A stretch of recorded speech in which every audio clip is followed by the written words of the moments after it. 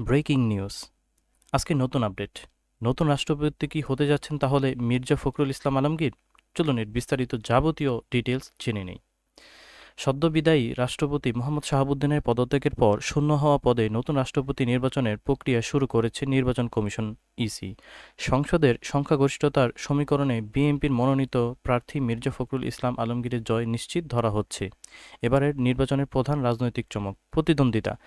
সাধারণত রাষ্ট্রপতি পদে একক প্রার্থী থাকায় ভোটের প্রয়োজন হয় না, কিন্তু এবার জামায়াতে ইসলামীর নেতৃত্বাধীন ১১ দলীয় বিরোধী জোট লিবারেল ডেমোক্রেটিক পার্টির এলডিপি চেয়ারম্যান কর্নেল অব অলি আহমেদকে রাষ্ট্রপতি পদপ্রার্থী হিসেবে ঘোষণা করেছে। ফলে দীর্ঘ ৩৫ বছর পর রাষ্ট্রপতি পদে প্রতিদ্বন্দ্বিতাপূর্ণ ভোটের আমেজ তৈরি হয়েছে।